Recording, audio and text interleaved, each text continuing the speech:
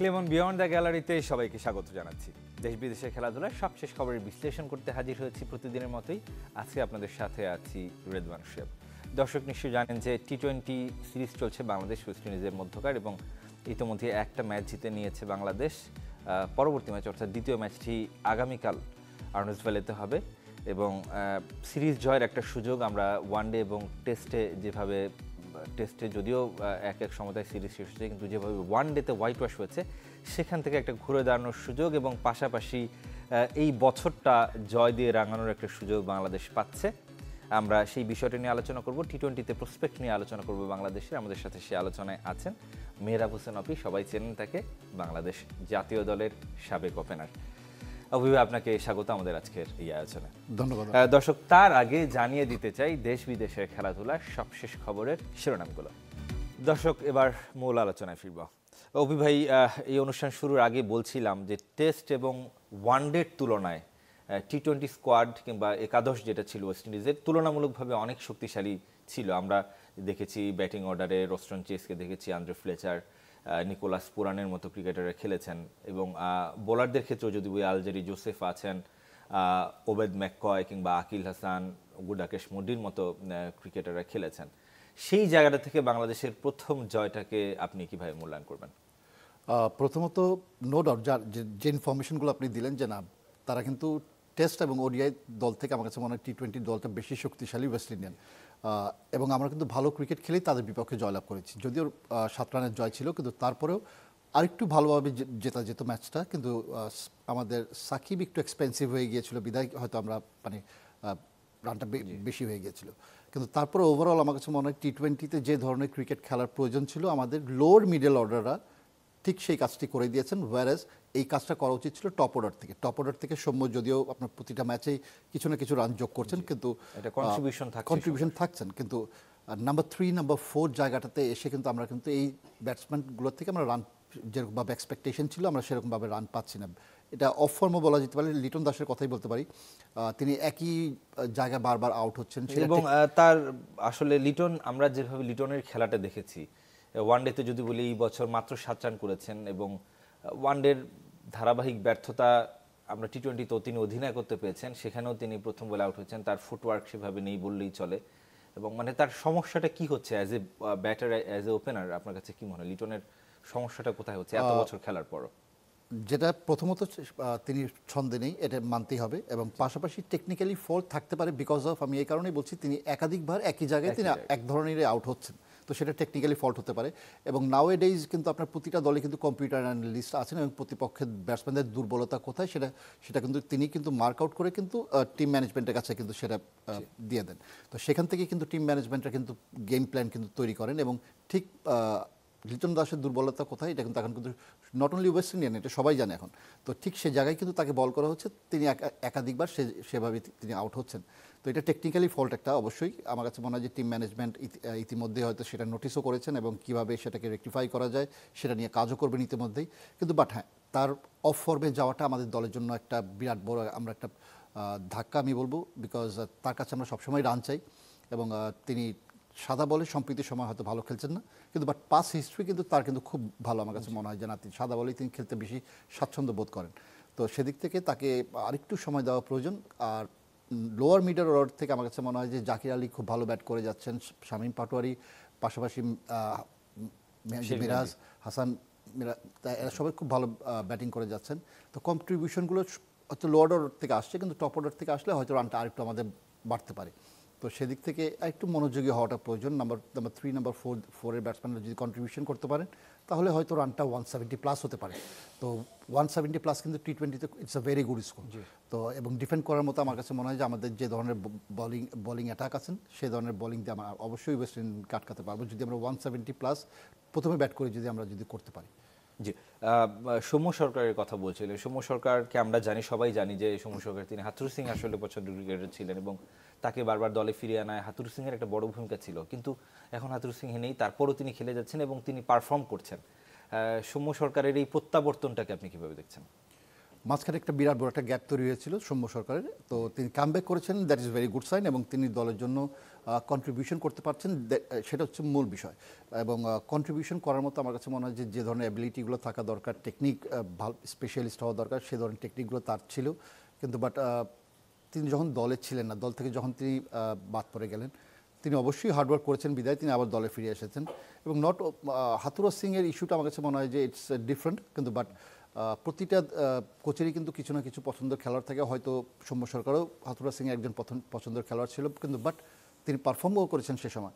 তো সেদিক থেকে আমার কাছে মনে হয় যে তার কামব্যাকটা করাটাও বাংলাদেশ দলের জন্য কিন্তু ওই জায়গাটা কিন্তু স্লটটা কিন্তু বারবার কিন্তু আমাদের মিউজিক্যাল চেয়ারের মতো হয়ে যাচ্ছিল। ওপেনিং আমরা স্লটটা দুজন ভালো পার্টনার আমরা খুঁজে পাচ্ছিলাম না অনেক দিন ধরে, বিকজ তামিম এখানে না থাকাতে। তো সেদিক থেকে তার কামব্যাকটা অবশ্যই বাংলাদেশ দলের জন্য ভালো হয়েছে, কন্ট্রিবিউশন করতে পারছেন, কিন্তু এটা যদি আরেকটু বড় করতে পারেন সেটা দলের জন্য আরেকটু ভালো হয়। তো সেদিকে আরেকটু মনোযোগী হওয়া প্রয়োজন আমার কাছে মনে হয়। এবং টপ অর্ডার থেকে আমার কাছে মনে হয় উদ্বোধনী ব্যাটসম্যানরা যদি ভালো একটা ভীতি করে দিতে পারে, তো ম্যাচের সম্পূর্ণ সিনারিওটা কিন্তু চেঞ্জ হয়ে যায় এবং পরবর্তী যারা ব্যাটসম্যান থাকে তাদের জন্য কাজটা অনেকটাই সহজ হয়ে যায়। এবং সৌম্য সরকার আমার কাছে মনে হয় যে তিনি সেই কাজটা করে যাচ্ছেন, কিন্তু বাট আরেকটু যদি তিনি কন্ট্রিবিউশনটা যদি বাড়াতে পারেন, এটা আমাদের দলের জন্য ভালো। জি, যে রান মানে যে রান ডিফেন্ড করেছে বাংলাদেশ প্রথম টি-টোয়েন্টিতে, নিশ্চয়ই পরবর্তী ম্যাচগুলোতে সেই রান খুব ডিফেন্ডেবল হওয়ার সুযোগটা আসলে কম, যেহেতু আমি যে নামগুলো বললাম ওয়েস্ট ইন্ডিয়ান যারা ব্যাটার আছেন, যে কোনো একজন জ্বলে উঠলে একেবারে তছনছ হয়ে যাওয়ার মতো একটা অবস্থা। সেইখানটাতে আপনি বলছিলেন যে মানে 170+ রান বাংলাদেশের করার প্রয়োজন, কিন্তু আমরা দেখি যে পাওয়ার হিটারের একটা বড় অভাব বাংলাদেশের। টি-টোয়েন্টি পুরো ফর্মেটেই আমরা একেবারে যদি শুরু থেকেই দেখি, সেটা একটা তো ধারাবাহিকভাবে আছে, এবং স্ট্রাইক রোটেট করে খেলতে না পারার যে বিষয়টা, সেইখানটাতে মানে প্রসপেক্টটা কি বাংলাদেশের, কিভাবে এই এই ধরনের যেই আমি যদি বলি যে সীমাবদ্ধতা আছে সেটা কাটিয়ে ওঠার উপায়টা কি হতে পারে বাংলাদেশের? দেখুন, to be honest with you, আমাদের বিগ হিটার ব্যাটসম্যান নেই, এটা আমি মেনে নিচ্ছি, কিন্তু বাট তারপরে রান কন্ট্রিবিউশন করার মতো যে ধরনের গুণাবলীগুলো থাকা দরকার আমাদের ব্যাটসম্যানের কিন্তু সেই গুণাবলীগুলো কিন্তু আছে। টি-20 ফর্মেটে আমরা জানি যে 6-4-এর সংখ্যা বেশি হতে হয়, কিন্তু বাট 6-4 আমাদের সেরকম বিগ হিটার না থাকলেও কিন্তু আমাদের স্ট্রাইক রোটেট করার মতো কিন্তু ব্যাটসম্যান কিন্তু লোয়ার অর্ডারে কিন্তু ভালো কিন্তু আছে। যাকে অনেকের কথাই বলতে পারি, শামীম পাটোয়ারির কথা বলতে পারি, they can hit the ball hard, কিন্তু বাট যে ধরনের সময়টা প্রয়োজন আমার কাছে মনে হয় তারা পর্যাপ্ত পরিমাণে সেই সময়টা কিন্তু পাচ্ছেন না। শর্টার ভার্সন অফ ক্রিকেট টি-20 ফর্মেট আমরা জানি, তো অল্প বলে বেশি রান করতে হয়, স্ট্রাইক রেট 120+ থাকতে হয় ব্যাটসম্যানদের। যারা খুব বেশি ভালো খেলেন তাদের 140ও হতে পারে, বাট আমাদের স্ট্রাইক রেটটা আমার কাছে মনে হয় যে ব্যাটসম্যানদের যদি টি-20 ফর্মেটে 130 পর্যন্ত আমরা যদি এবেল করতে পারি, এটা আমার কাছে মনে হয় যে দলের জন্য খুব গুরুত্বপূর্ণ। এবং অবজেক্টিভ একটাই থাকা উচিত যে অ্যাটাকিং ক্রিকেট খেলা। এবং নো ডাউট যে আমরা ওয়েস্ট ইন্ডিয়ান আমরা জানি শক্তিশালী একটা দল, তারা যে কোনো সময় একটা বড় একটা রান দাঁড় করাতে পারে তাদের টি-20 র্যাঙ্কিং এ তারা 4 নম্বরে রয়েছে। এবং এই ধরনের দলের বিপক্ষে যদি আপনি যদি মানে ম্যাচ জিততে চান, অফকোর্স ব্যাটসম্যানদের আপনার স্ট্রাইক রেট কিন্তু 125 থেকে 130 হতেই হবে, আদারওয়াইজ আপনি ওদের সাথে কম্পিট করতে পারবেন না। তো সেদিক থেকে আমার কাছে মনে হয় যে ব্যাটসম্যানদের নিয়ে যারা কাজ করছেন, ইতিমধ্যেই টিম ম্যানেজমেন্টে যারা কাজ করছেন তাদের ইনফরমেশন অবশ্যই দিয়েছেন যে 130 to 135 যদি আমরা যদি স্ট্রাইক রোটেটটা করতে পারি, প্লাস স্ট্রাইক রেট থাকতে পারে, তাহলে একটা ভালো একটা আমার কাছে মনে হয় যে ভালো একটা সেই জায়গাটাতে এনসিএল টি-20 যেটা চলছে বাংলাদেশের সিলেটে যেটা চলছে, সেটা কিছুটা সুখবর দিতে পারি কিনা? কারণ আমরা বিপিএলেও মানে দেশীয় ব্যাটারদের কাছ থেকে এরকম মারমুখী ভূমিকা খুব কমই দেখেছি। আমরা যদি টপ 6 ব্যাটার আমি লক্ষ্য করলাম যে 6 ব্যাটারের সবাই 150+ তাদের স্ট্রাইক রেট এইবারের এনসিএলে এখনো পর্যন্ত। জিসান আলমের কথা বলতে পারি, তামিম ইকবাল, নাইম শেখ রয়েছেন। সেটা একটা আশার আলো দেখায় কিনা বাংলাদেশের ক্রিকেটে? অফকোর্স পাইপলাইনে কিন্তু এরাই কিন্তু আছেন এবং তারাই কিন্তু হয়তো ভবিষ্যতে এসে বাংলাদেশ জাতীয় দলে কিন্তু যোগদান করবেন, এবং তাদের অধিকাংশ আসলে খেলেও গেছেন জাতীয়। নাইম শেখের কথা বলতে পারি, তামিম ইকবাল, সবাই তো অনেকে খেলেছেন, অনেকে খেলবেন আগামীতে। কিন্তু আমার কাছে মনে হয় যে এই প্ল্যাটফর্মটা খুব মানে এই মুহূর্তে করাটা খুব জরুরি ছিল এবং সেটা কার্যকর হচ্ছে।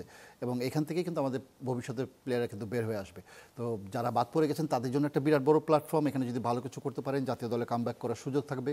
তো এই ধরনের মানে পরিকল্পনাটা যদি আমরা আরও একটু কিছুদিন আগে করতে পারতাম, 2 বছর 3 বছর আগে করতে পারতাম, হয়তো বাংলাদেশ দলের জন্য সেটা আরও ভালো একটা সুযোগ হতে পারতো।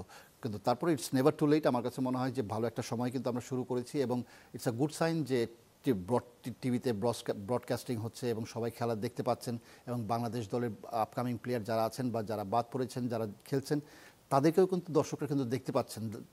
অনেকেই হয়তো ফেসবুকে কিন্তু কমেন্টও করতে পাচ্ছেন যে না, এই প্লেয়ারটাকে নেওয়া উচিত, এই প্লেয়ারটাকে সুযোগ দেওয়া উচিত, এই ধরনের কিন্তু অনেকেই কিন্তু এখন কিন্তু মন্তব্য করতে পারেন।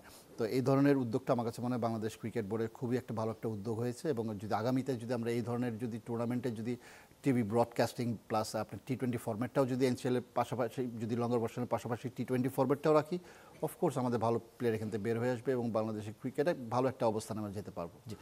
একটু জানতে চাই, বিপিএল তো একটা দীর্ঘ সময় ধরে হচ্ছে, 11তম আসর হওয়ার পথে 10 বছর প্লাস হয়ে গেছে, মানে অর্থাৎ এক দশক হয়ে গেছে।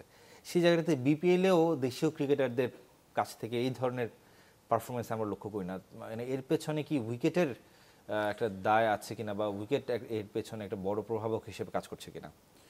আমার কাছে মনে হয় না, বিকজ এই কারণে আমি বলছি ফ্র্যাঞ্চাইজি টুর্নামেন্টগুলোতে প্রতিটা দলে আপনি খেয়াল করে দেখবেন ক্রাইসিস মোমেন্টগুলোতে সবসময় কিন্তু টিম ম্যানেজমেন্ট কিন্তু বিদেশি প্লেয়ার যারা থাকেন তাদেরকে ইনপুট করার চেষ্টা করেন এবং তাদের উপর নির্ভরশীল হন। Either it is bowling, either it is batting. তো এই ধরনের চ্যালেঞ্জগুলো কিন্তু সবসময় কিন্তু বিদেশি প্লেয়ারগুলোই যদি নেন, তাহলে আমাদের দেশীয় প্লেয়ারগুলোর সুযোগ কিন্তু সেই জায়গাটা সেগুলোতে কিন্তু কার্য পাচ্ছে না এবং সেখান থেকে অভিজ্ঞতাটাও নিতে পারছে না। তো এটা কিন্তু একটা বিরাট বড় একটা কারণ। আমাদের দেশের খেলোয়াড়রা যদি এই সব চ্যালেঞ্জগুলো যদি মুখোমুখি না হয়, আপনি কখনো এক্সপেক্ট করতে পারবেন না যে না ইন্টারন্যাশনালে গিয়ে ভালো করতে পারবে। এটা একটা বিরাট বড় কারণ। কিন্তু উইকেটেরটাও, হ্যাঁ, উইকেট একটা কারণ হতে পারে যে না, কিন্তু তারপরে আমার কাছে মনে হয় সম্পূর্ণ চিত্র যদি আপনি দেখেন, এই বিদেশি প্লেয়ারগুলোকে ফ্র্যাঞ্চাইজি টুর্নামেন্টে আপনার বেশি নির্ভরশীল হওয়ার কারণে আমাদের দেশীয় খেলোয়াড়রা সেই চ্যালেঞ্জের সুযোগগুলো পাচ্ছেন না। ওভারঅল আপনি তো বলে ফেললেনই যে আসলে এই ধরনের টুর্নামেন্টগুলো এনসিএল যেভাবে করছে সেটা হওয়া উচিত। আমি একটু ওয়ানডের দিকে একটু দৃষ্টি দিতে চাই। আমাদের ওয়ানডের মানে পছন্দের ফরম্যাট ছিল এবং এই ফরম্যাটে আমরা ভালো করে থাকতাম। আমার যদি সুদূর অতীতেও যেতে হবে না, আমরা একটা ধারাবাহিকতা ছিল ওয়ানডেতে। কিন্তু এই ওয়ানডেতে আমরা সাম্প্রতিক সময় লক্ষ্য করছি যে খুব একটা ভালো পারফর্ম দল করতে পারছে না। আমি যদি ওয়েস্ট ইন্ডিজের কথাই বলি, হোয়াইট ওয়াশ হওয়া ওয়েস্ট ইন্ডিজের সাথে আমাদের বেশ ভালো একটা পরিসংখ্যান ছিল, কিন্তু শেষ পর্যন্ত আসলে হলোটা কি, এবং ওয়ানডেতে আমরা কিছুটা পিছিয়ে যাচ্ছি কিনা ওভারঅল অন্যান্য দলগুলোর তুলনায়? আমার কাছে মনে হয় আমরা যে খুব খারাপ ক্রিকেট খেলেছি ওয়ানডেতে ওয়েস্ট ইন্ডিজ, আমি সেটা বলবো না। নো ডাউট যে আমরা হোয়াইট ওয়াশ হয়েছি, কিন্তু বাট ব্যাটিংয়ের ধরন যদি আপনি দেখেন, আমরা কিন্তু যদি খুব বেশি বাংলাদেশ যদি খুব বেশি ভালো ব্যাটিং করে তাহলে হয়তো 280 290 এরকমই কিন্তু করি, কিন্তু লাস্ট ম্যাচে কিন্তু আমরা কিন্তু 300 প্লাস কিন্তু রান করতে সক্ষম হয়েছি। প্রথম ম্যাচটাতেও আমরা 300। তো আমার ব্যাটিং আমার কাছে মনে হয় যে যথেষ্ট ভালো হয়েছে, কিন্তু বাট উইকেট একটা বিরাট বড় একটা ফ্যাক্টর ছিল। উইকেটটা সত্যি ব্যাটসম্যানদের জন্য এতই বেশি সহায়ক ছিল, এবং আমাদের ব্যাটসম্যানরা যেমন রান করেছেন, কিন্তু অপর দিকে যারা ব্যাটসম্যান যারা ছিলেন ওয়েস্ট ইন্ডিয়ানের, তাদের ব্যাটসম্যানরা মাথায় রাখতে হবে যে they are very big hard hitter batsman, এবং সেই হার্ড হিটিং খেলেই কিন্তু তারা কিন্তু ম্যাচটা কিন্তু আমাদের থেকে কিন্তু ঘুরিয়ে নিয়েছে। তো এই জায়গাটাতে আমরা শুধু পিছিয়ে ছিলাম তাদের দিক থেকে। আর ওভারঅল আমার কাছে মনে হয় যে ওয়ানডে ক্রিকেটে আমরা কিন্তু এই ধরনের ক্রিকেটই খেলে অভ্যস্ত। আমরা কিন্তু কখনোই কিন্তু 350 বা 330-40 রান কিন্তু আমরা অহরহ করছি ম্যাচগুলোতে, এরকম না কিন্তু। তো আমাদের অ্যাবিলিটির মধ্যে আমরা কিন্তু আমার কাছে মনে হয় যে আমরা ভালো ক্রিকেট খেলেছি, বা ব্যাটসম্যানরাও তাদের জেতার যে বিষয়টা ছিল সেখানটাতে একটা মিসিং ছিল, জিততে পারে। শেষ মুহূর্তে আমরা লক্ষ্য করলাম যে টি-20 স্কোয়াডে নাহিদ রানার একটা অন্তর্ভুক্তি হয়েছে। সেটার পেছনে কারণটা কি অবশ্যই আপনার কাছে জানতে চাইবো, তবে তার আগে একটা ছোট্ট বিরতির সময় হলো ক্লেমন বিয়ন্ড দ্য গ্যালারিতে। কিছুক্ষণের মধ্যে দর্শক ফিরলাম ক্লেমন বিয়ন্ড দ্য গ্যালারিতে। আমরা আলোচনা করছি ওয়েস্ট ইন্ডিজ বাংলাদেশ সিরিজ নিয়ে। ভাই, যেটা বলছিলাম যে নাহিদ রানার ইনক্লুশনটা শেষ মুহূর্তে হলো 16তম ক্রিকেটার হিসেবে, 16তম মানে মেম্বার হিসেবে স্কোয়াডে টি-20। আমরা সাধারণত 15 সদস্যের স্কোয়াডই দেখি। এর পেছনে কারণটা কি? এবং একটা সময় বাংলাদেশের জন্য একটা স্বপ্নের মতো ছিল যে 150-এর আশেপাশে বল করা একজন ফাস্ট বোলার বাংলাদেশ পেতে যাচ্ছে। আমাদের মানে কল্পনাতীত একটা ব্যাপার ছিল। 140 প্লাস যখন বল করতেন তাসকিন রুবেলরা, সেটাই আমাদের অনেক বড় প্রাপ্তি ছিল। সেইখানটাতে এসে 150-এর আশেপাশে বল করছেন একজন ফাস্ট বোলার। কেমন লাগে আপনার, এবং এই ইনক্লুশন সম্পর্কে যদি একটু বলেন? প্রথমত এক কথা, অ্যামেজিং। এই ধরনের বলার পাওয়া কিন্তু যুগে যুগে কিন্তু পাওয়া যায় না, কিন্তু মানে বাংলাদেশের প্রেক্ষাপটে আপনি যদি চিন্তা করেন 150 কিলোমিটারের ফাস্ট বোলার আমরা বের করব, এটা কিন্তু প্ল্যান করে আপনি বের করতে পারবেন না, বিকজ আমাদের কোনো পেস বোলিং ফাউন্ডেশন নেই। আমাদের উইকেট পারমিট করে না পেস বোলারদের। আমি যদি লঙ্গর ভার্সনের কথাই বলি, আপনি আমাদের ঘরোয়া ক্রিকেটে যে খেলাগুলো আমরা খেলি না কেন, আমাদের উইকেটও পারমিট করে না যে একটা পেস বোলারকে তৈরি করার জন্য। তো সেদিক থেকে একটা পেস বলের এরকম উঠে আসা প্লাস 150 কিলোমিটার/আওয়ারে বোলিং করা, it's something out of the world. কিন্তু তারপরেও তার শক্তির দিক থেকে আমি বলবো যে তিনি সম্প্রতি সময় ভালো ভালো বোলিং করছেন এবং সম্পূর্ণ বিশ্ব মাটিতে তিনি ফাইফারও আমরা লক্ষ্য করলাম টেস্টে। অফকোর্স, এবং তিনি আপনার টেস্টে যে ধরনের বোলিং দরকার সে ধরনের বোলিং তিনি করেছেন এবং ব্যাটসম্যানকে ভীতি দেখানো যে জিনিসটা দরকার ইতিমধ্যে কিন্তু তিনি সারা বিশ্বে কিন্তু এই মেসেজটা কিন্তু দিয়ে দিয়েছেন যে আমাদের 150 কিলোমিটার/আওয়ার বল করার মতো আমাদের একজন বোলার আছেন। তো সাদা বলে আমার কাছে মনে হয় তিনি বেশ কার্যকর হবেন এবং 140 থেকে 145 টু 150 কিলোমিটার/আওয়ারে যারা বোলিং করেন সাদা বল ক্রিকেটে তাকে হিট করে ইটস ভেরি ডিফিকাল্ট, এবং সে দিক থেকে মাথায় রেখেই আমার কাছে মনে হয় যে টিম ম্যানেজমেন্ট সিদ্ধান্ত নিয়েছে না তার মতো একটা বলার দলে থাকা প্রয়োজন এবং তাকে ইনক্লুড করেছে। জি, একটা স্ট্রং প্যাক অফ বোলার বাংলাদেশের এখন যদি বলি যে হাসান মাহমুদ, তাসকিন আহমেদ, শরীফুল আছেন সাকিব, নাহিদ রানার কথা তো বললামই। তো পেস বোলিংয়ের যে এক ধরনের আমি যদি বলি যে এক ধরনের রেনেসা হচ্ছে বাংলাদেশের, সেখানটাতে আপনি যদি বলছিলেন যে উইকেট পারমিট করে না তারপরও পেসাররা উঠে আসছে, সেই জায়গাটা থেকে এখন মানে উইকেটের পরিবর্তনের একটা আপনার কাছে মনে হয় কিনা যে একটা আবেদন তৈরি হয়েছে বাংলাদেশের অন্তত লোকাল উইকেটে? এই আবেদনটা আসলে এখন তৈরি হওয়া উচিত ছিল আজ থেকে আরও 10 বছর আগে, কিন্তু বাট সেটা আমরা করতে পারিনি কখনোই। আর আপনি ইন্টারন্যাশনাল মানে উইকেটে আপনি ওখানে ভালো করতে চান, ইন্টারন্যাশনাল ক্রিকেট আপনি ভালো করতে চান, সেখানে আপনি যে ধরনের উইকেটে খেলবেন সেই ধরনের উইকেটে যদি আপনার প্র্যাকটিসের প্রবণতা না থাকে, প্র্যাকটিস করার মতো সুযোগটা না থাকে, আপনি খেলোয়াড়দের সেই ধরনের উইকেট যদি না দিতে পারেন, ডেফিনেটলি সেই প্লেয়ারগুলো ইন্টারন্যাশনাল লেভেলে গিয়ে আপনার রাতারাতি ভালো কিছু করতে পারবে না। আপনি রাতারাতি যদি ভালো কিছু করতে চান আপনার ঘরোয়া উইকেটের মান অবশ্যই ইন্টারন্যাশনাল মানের হতে হবে, এবং এই ধরনের উইকেটে খেলোয়াড়রা যখন খেলে অভ্যস্ত হবে তখন আপনি তাদেরকে ইন্টারন্যাশনাল লেভেলে যে উইকেটগুলো পায় সিমিলারলি যদি থাকে তাহলে তাদের সেখানে ভালো করা সম্ভব। আমরা কিন্তু পিছিয়ে পড়ি একমাত্র উইকেটের কারণে, বিকজ উইকেটের আচরণ আমাদের দেশে অনেকটাই কিন্তু মন্থরগতির উইকেট এবং উইকেটের বল, এবং সেটার পেছনে তো ভৌগোলিক অবস্থান কিংবা আমাদের ভূপ্রকৃতি কিংবা জলবায়ু অনেকটা দায়ী হতে পারে, কিন্তু বাট উইকেট তো তৈরি করা উইকেট তৈরি করার কিন্তু আমাদের সুযোগ আছে। এমন নয় যে আমাদের সেই সুযোগগুলো নেই, সেই সুযোগগুলো কিন্তু আগেও ছিল, কিন্তু আমরা কখনো সেগুলো করিনি। কিন্তু বাট এই মুহূর্তে আমার কাছে মনে হয় যে wicket is very very important Bangladesh ক্রিকেটকে এগিয়ে নেওয়ার জন্য, এবং ব্যাটসম্যানদের আমার কাছে মনে হয় যত পর্যন্ত আপনি ইন্টারন্যাশনাল মানের উইকেট না দিতে পারবেন আপনি তত পর্যন্ত তার কাছ থেকে ইন্টারন্যাশনাল ম্যাচগুলোতে ভালো কিছু এক্সপেকটেশন করা আমার কাছে মনে হয় যে আকাশচুম্বীর মতো একটা স্বপ্ন দেখা। তো সেদিক থেকে অবশ্যই উইকেট অবশ্যই ভালো করা উচিত, এবং শুধু ঘরোয়া ক্রিকেটে না, এবং NCL থেকে শুরু করে আমরা ঘরোয়া ক্রিকেট যে টুর্নামেন্টগুলোতে খেলি প্রতিটা টুর্নামেন্টের উইকেট আমার কাছে মনে হয় আন্তর্জাতিক মানে হওয়া উচিত, তাহলে আপনি ভালো কিছু করতে পারবেন ইন্টারন্যাশনাল ম্যাচগুলোতে। আপনার কাছে কি মনে হয় যে দ্বিতীয় টি-20-তে কোনো পরিবর্তনের সম্ভাবনা আপনি দেখছেন কিনা? আপনি বলছিলেন যে সাকিবের 4 ওভার একটু এক্সপেন্সিভ ছিল, তার জায়গায় আমরা নাহিদ রানার ডেবিউ দেখতে পারি কিনা, কিংবা অন্য কোনো পরিবর্তন আপনি লক্ষ্য করছেন কিনা যে হওয়ার সম্ভাবনা রয়েছে বাংলাদেশে? এই মুহূর্তে আসলে আমি দলের কোনো পরিবর্তন চাচ্ছি না, কিন্তু একটি জায়গাতে হ্যাঁ সাকিবের জায়গায় ইনক্লুশন হতে পারে, কিন্তু but Shakib is a very good bowler, and টি-20 ফরম্যাটে কী ধরনের বলের গতি চেঞ্জ করতে হয়, বলের লাইন অ্যান্ড লেন্থ কীভাবে চেঞ্জ করতে হয়, তো সব কিছু মিলে ইজ এ গুড প্যাকেজ আমার কাছে মনে হয় যে টি-20 ফরম্যাটের জন্য নাহিদ রানা ইনক্লুড হতে পারেন। হ্যাঁ, could B A surprise for the batsman, কারণ সাদা বলে আমার কাছে মনে হয় যে 150 কিলোমিটার/আওয়ার বলটাকে হিট করে ইটস ভেরি চ্যালেঞ্জিং এবং ভেরি টাফ। তো সেদিক থেকে আমার কাছে মনে হয় নাহিদ রানার ইনক্লুশনটা হয়তো বাড়তি একটা পেস বোলিংয়ের একটা সুযোগ তৈরি করে দিবে এবং ভালো কিছু করবে। কিন্তু তারপরেও আমার কাছে মনে হয় লাস্ট ম্যাচটা আমরা যে একাদশ নিয়ে খেলেছি it's a very good side, এবং আরেকটি ম্যাচ আমার কাছে মনে হয় যে এই একাদশ নিয়ে খেলাটা যদি খেলতে পারি। আপনার কাছে কি মনে হয় যে সিরিজ জয় কতটা সম্ভব? আমরা একটু অ্যাডভান্টেজ তো আছি যেহেতু একটা ম্যাচ জিতেছি। সিরিজ জয় অবশ্যই আমি আশাবাদী, কিন্তু সেখানে বড় ভূমিকা রাখতে হবে আপনার পেস ডিপার্টমেন্ট এবং স্পিন বোলাররা। আমার কাছে মনে হয় যে লাস্ট ম্যাচে যে কেন ব্যাটারদের রিলাই করছেন না, মানে ব্যাটারদের আমাদের ব্যাটিং শক্তিশালী যতটুকু আমরা কিন্তু টি-20তে আমরা 145 থেকে 160 করার মতো দল একটা, এটা বাস্তবতা, এবং যদি এখান থেকে ভালো খুব বেশি যদি কিছু ভালো করতে পারি তাহলে হয়তো 170। তো এই 10টা রানের কিন্তু আমার কাছে মনে হয় বিরাট বড় একটা ম্যাচে কিন্তু ব্যবধান কিন্তু করে দেয়। তো সেদিক থেকে আমি অবশ্যই আশাবাদী যদি ব্যাটসম্যানরা যদি লাস্ট ম্যাচের মতো যদি আরেকটু যদি রানটা বাড়াতে পারেন 150 থেকে 160 রানে যদি একটা বোর্ডে দাঁড়া করাতে পারেন, bowler will do the rest. জি অবশ্যই আমাদেরও সেই প্রত্যাশা থাকবে অন্তত বছরের শেষটা একটা জয়, অন্তত সিরিজ জয় দিয়ে বাংলাদেশ শেষ করবে, সেই প্রত্যাশা রেখে শেষ করছি ক্লেমন বিয়ন্ড দ্য গ্যালারি। ভালো থাকবেন, সুস্থ থাকবেন সবাই।